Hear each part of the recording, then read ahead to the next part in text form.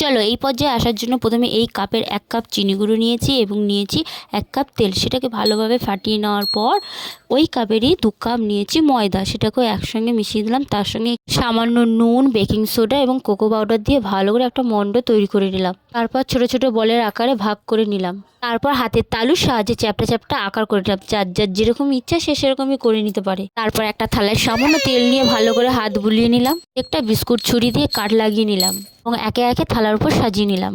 তারপর একটা পুরনো কড়াইয়ের মধ্যে কিছুটা নুন দিয়ে দিলাম। তার মধ্যে একটা স্ট্যান্ড রেখে থালাটাকে বসিয়ে দিলাম এবং সম্পূর্ণ ঢেকে দিলাম। 10 থেকে 15 মিনিট বেক করে নেওয়ার পর ঠান্ডা করে নিলেই বিস্কুট তৈরি হয়ে যাবে। আমি যে ভুলটি করেছি, গরম থাকা অবস্থায় বারবার চেক করেছিলাম যে শক্ত হয়েছে কিনা। গরম ছিল বলে প্রায় আধ ঘন্টারও বেশি সময় ধরে আমি এটাকে বেক করেছিলাম, জন্যই আমার বিস্কুটটি পুড়ে গেছিল।